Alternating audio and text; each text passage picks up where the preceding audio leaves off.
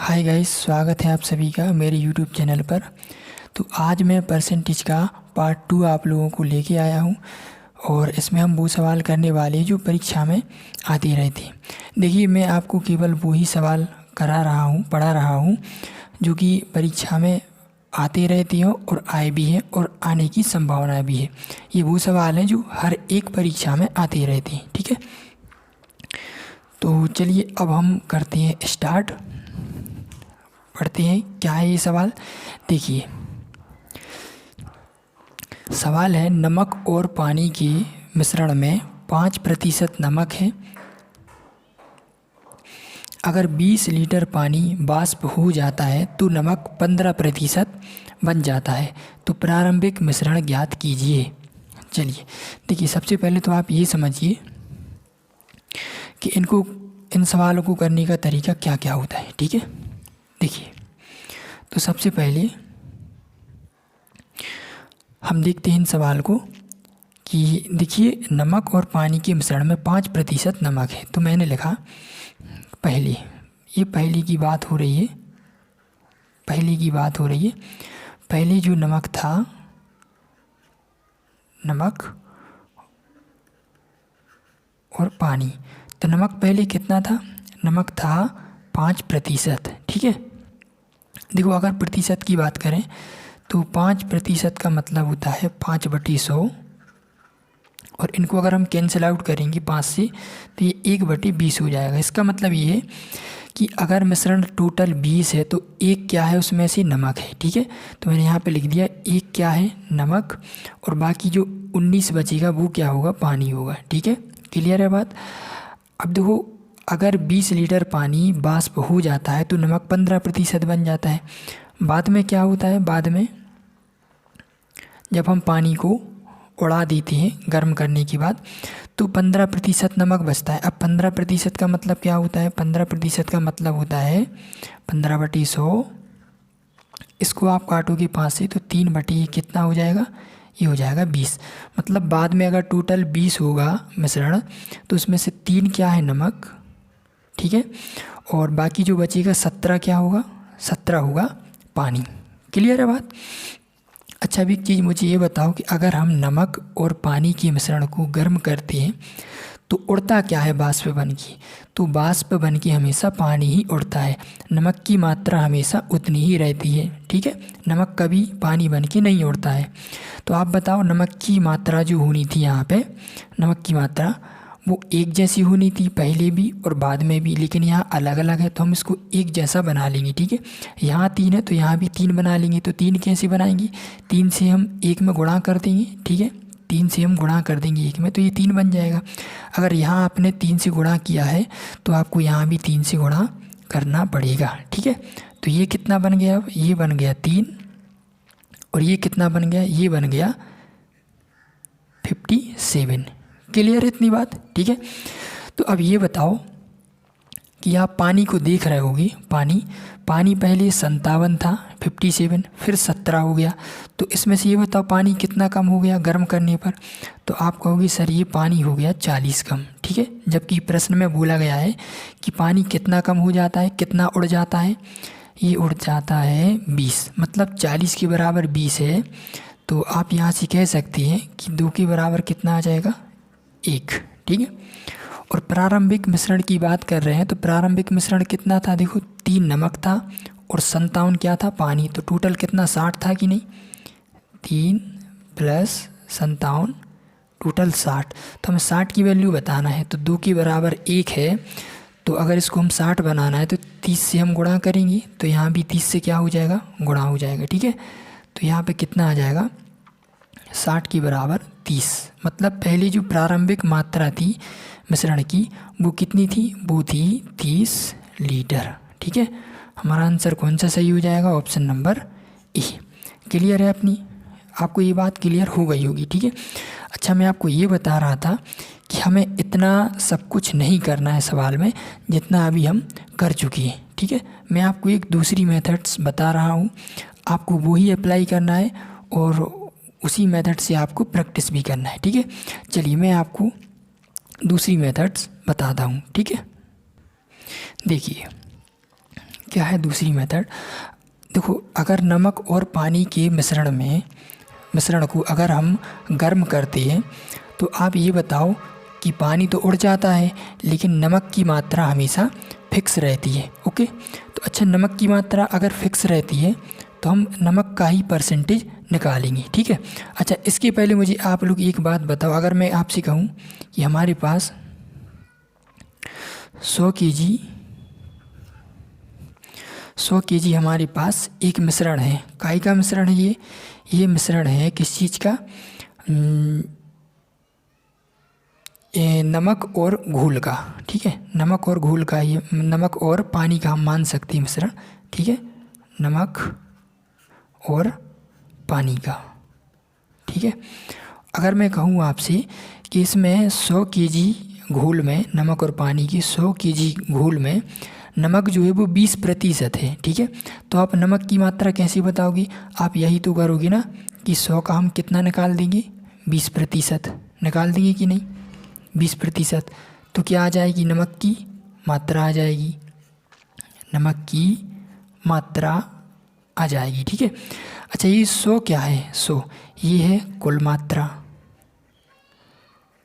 मात्रा जो भी हमारे पास मिश्रण है, घोल है, 100 उसकी कुल मात्रा है। ठीक है, अच्छा ये 20 क्या है, ये है नमक का प्रतिशत, नमक का प्रतिशत। ठीक है, इतनी बात क्लियर हो गई। ठीक है, तो हम करते क्या हैं, जो भी चीज़ फिक्स होती है, नमक की मात्रा, जैसे यहाँ पे नमक की मात्रा फिक्स होगी। ठीक है, तो आपको एक ये चीज़ याद रखना है, जिस कुल मात्रा को हम क्या कह सकते हैं, इसको कह सकते हैं हम टोटल क्वांटिटी।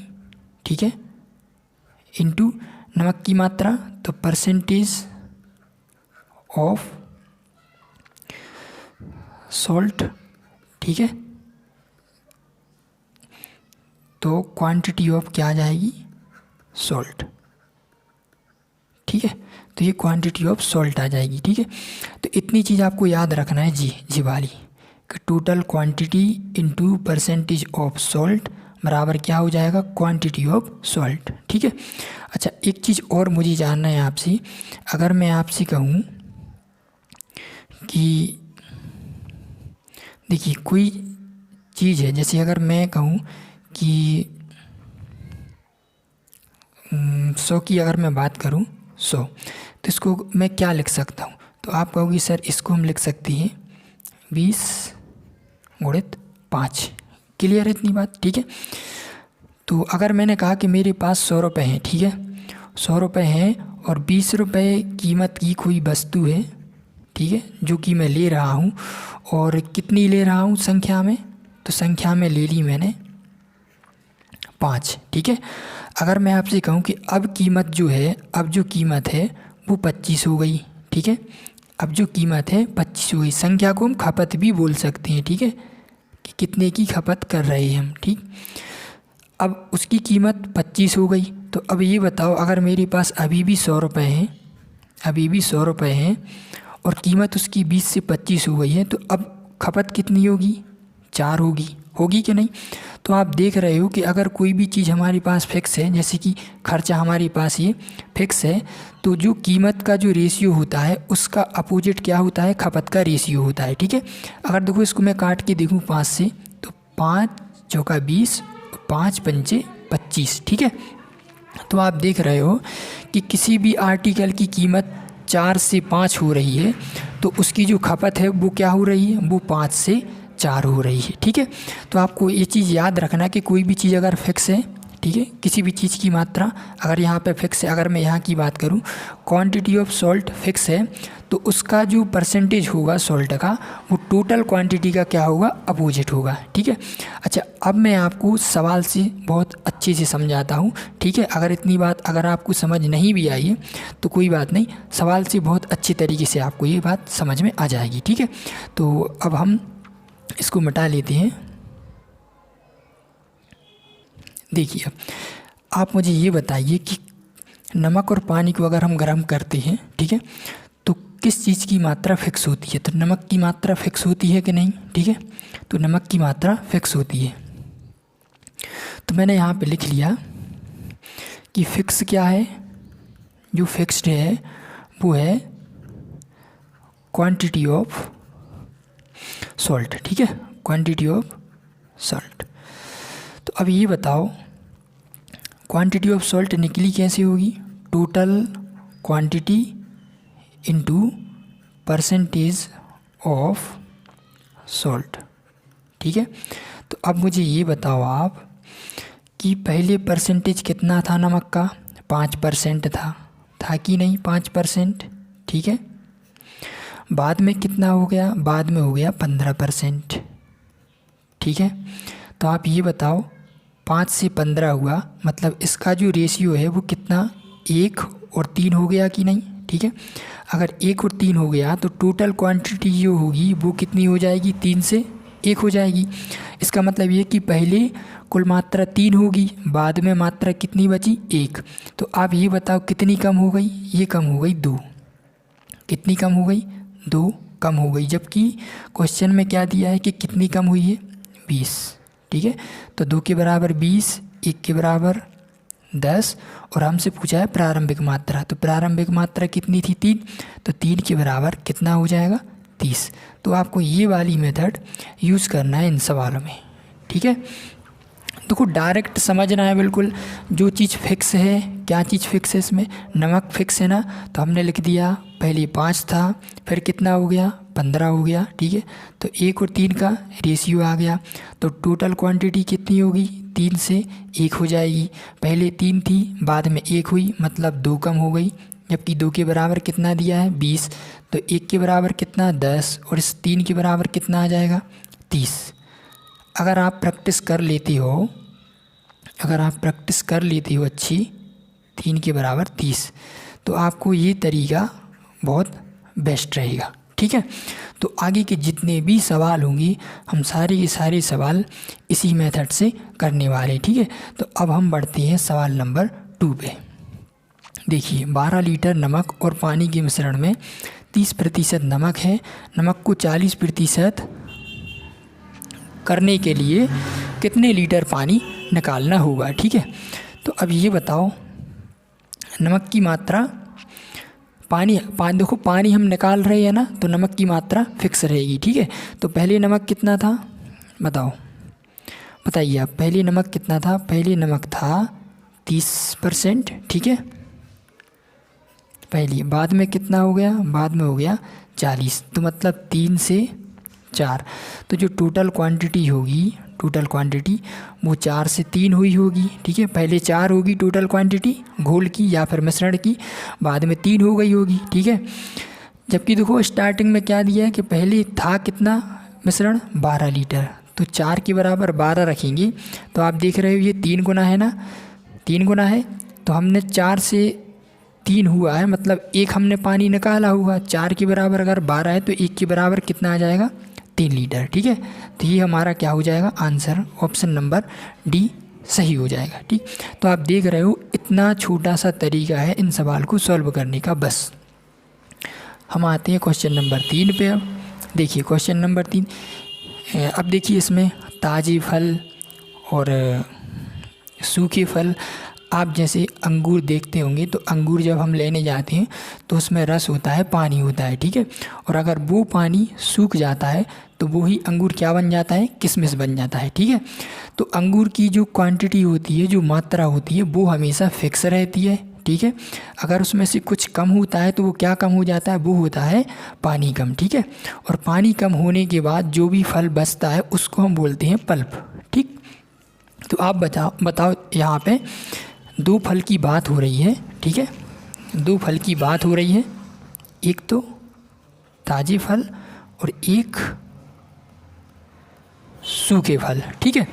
अब मुझे ये बताओ आप कि ताज़े फलों में 68% पानी है, तो फिक्स क्या रहता है फल में फिक्स क्या रहता है? फल में जो फिक्स रहता है वो होता है पल्प, ठीक है। क्योंकि पानी तो देखो सूख जाता है, कोई भी फल अगर ताज़ा होता है तो उसमें पानी होता है, ठीक है। कुछ दिन बाद उसमें से पानी ख़त्म हो जाता है, ठीक है। तो फिर क्या बचता है? पल्प। तो मतलब जो फल होते हैं उसकी क्वांटिटी तो हमेशा फिक्स रहती है, ठीक है। तो आप ये बताओ, ताज़े फलों में अगर 68% पानी है तो पल्प कितना होगा? तो आप कहोगे सर पल्प होगा 32%, ठीक है।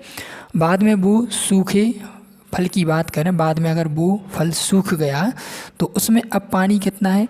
20% है, ठीक है। तो पानी तो 20% है, लेकिन पल्प तो देखो उतना ही होगा, तो पल्प कितना है? 80%, ठीक है।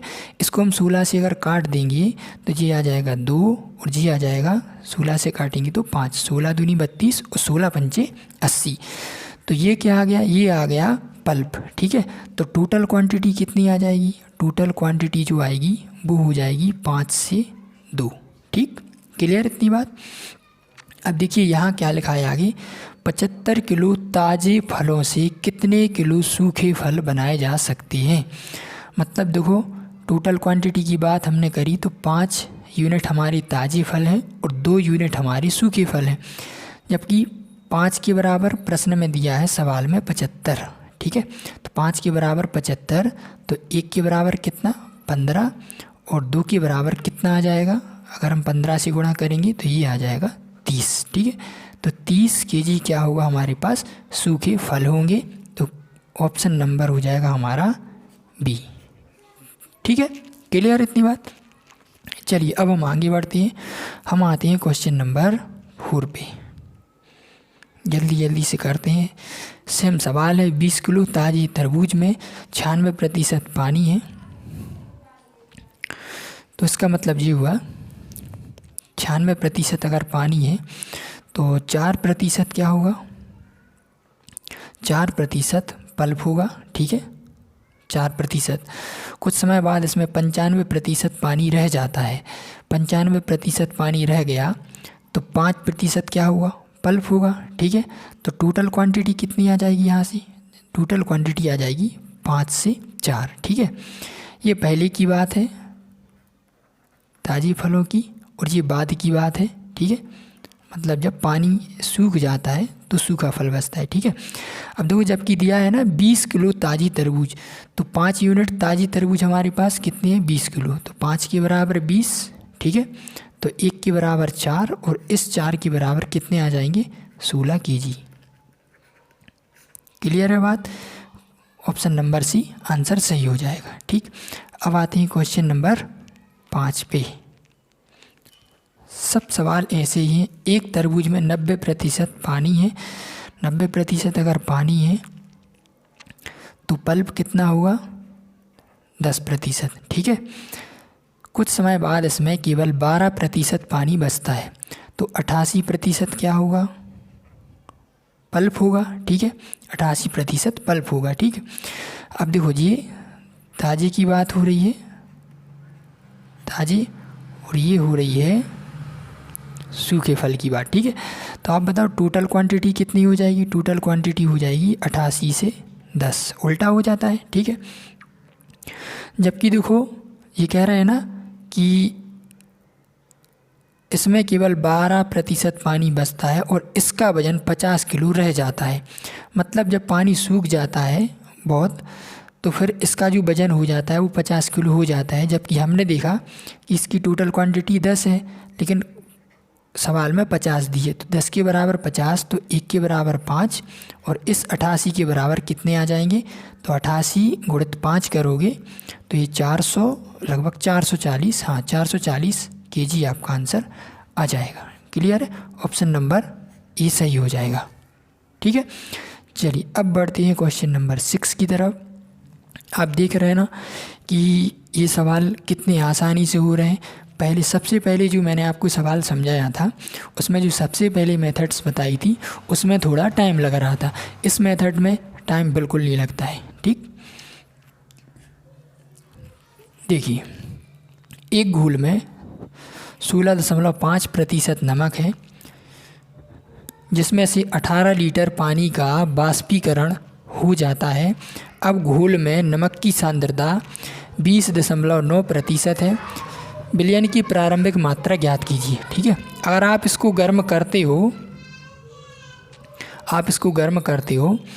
तो अब बताओ, उड़ेगा तो सिर्फ पानी है ना, नमक की मात्रा तो फिक्स रहती है। तो अब आप ये बताओ, पहली की बात करें, पहली तो पहले नमक की मात्रा कितनी थी?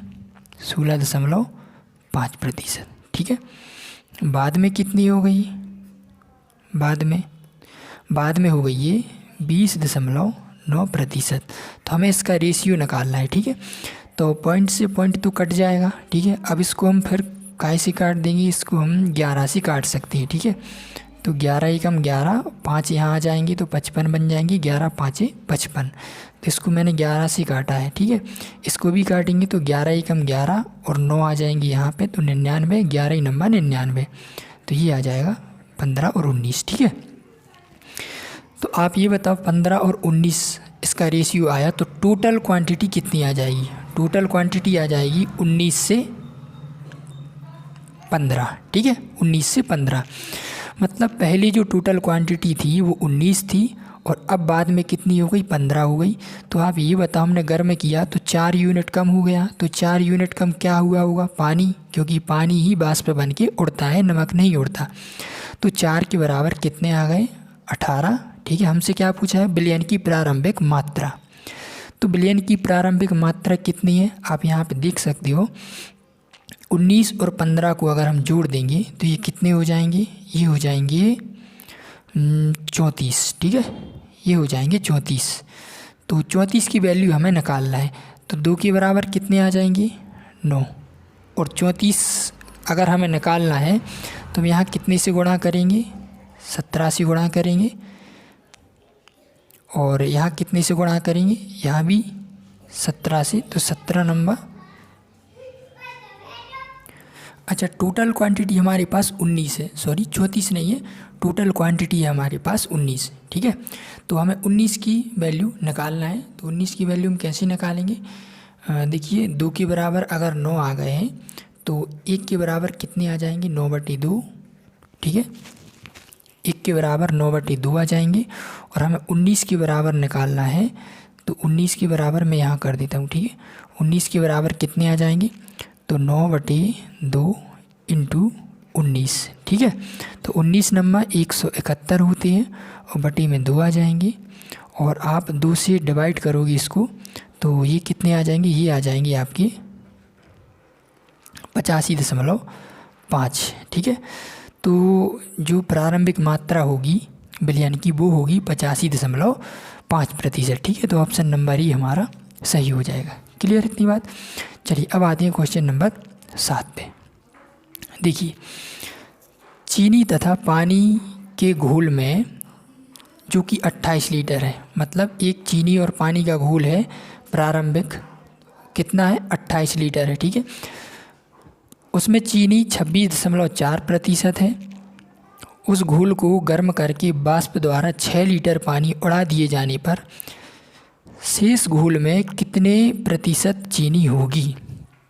अब देखिए, यहाँ पे जो है टोटल क्वांटिटी हमें दी हुई है। ठीक है, टोटल क्वांटिटी दी हुई है।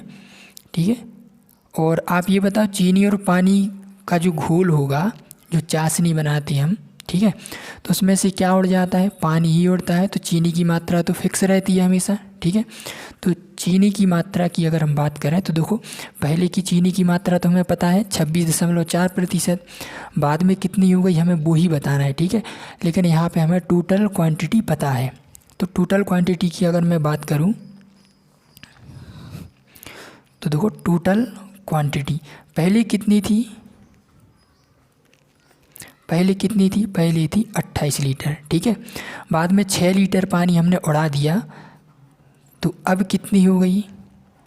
अब क्वांटिटी हो गई 28 में से 6 घटा दिए, अब ये हो गई 22। ठीक है, इसको 2 से कैंसिल आउट करेंगे तो ये 14 और ये 11। ठीक है, ये टोटल क्वांटिटी आ गई। तो आप बताओ परसेंटेज ऑफ चीनी। ठीक है, परसेंटेज ऑफ चीनी कितनी आ जाएगी?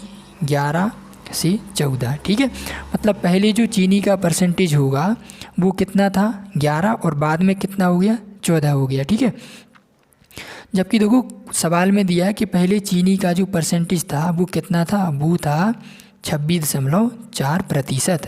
ठीक है, तो 11 के बराबर 26.4%, तो 1 के बराबर कितने आ जाएंगे यहाँ पे, तो आप करके देखो डिवाइड, तो 11 दूनी 22 और ये पॉइंट और 4 यहाँ आ जाएंगे, तो 11 चौके 44। ठीक है, तो हमें यहाँ गुणा करना है सिंपली। 1 के बराबर 2.4, तो 14 के बराबर कितने आ जाएंगे, 2.4 से गुणा करेंगे तो ये आ जाएंगे आपके 14 चौके 56 और 5 यहाँ पे कैरी, 14 दूनी 28 और 5 कितने हो जाएंगे 33। ठीक है, तो मतलब बाद में जो चीनी का परसेंटेज था वो कितना हो गया, वो हो गया 33.6%। ठीक है, क्लियर इतनी बात। अब देखिए, अगर आप इस सवाल को पहले वाली मेथड से करोगे ना, जो मैंने सबसे पहले बताई थी, तो आपका बहुत टाइम ख़राब हो जाएगा। ठीक है, तो आपको इसी तरीके से ये सारे के सारे सवाल करने हैं। चलिए अब आते हैं हम क्वेश्चन नंबर 8 पे, जो कि क्वेश्चन नंबर 8 नहीं है। ठीक है, क्वेश्चन नंबर 8 नहीं है, जितने भी सवाल थे यही थे, 7 सवाल जो कि बहुत इम्पोर्टेंट हैं। आप इन सवाल को पढ़िए और बहुत अच्छे से रिवीजन करिए। ठीक है, तो अब हम आगे पार्ट 3 लेके आएंगे। तो जब तक आप ये पार्ट पढ़िए, रिवीजन करिए और मेरी चैनल को ज़्यादा से ज़्यादा शेयर करिए, वीडियो को लाइक करिए। ठीक है, और चैनल को सब्सक्राइब करिए। धन्यवाद।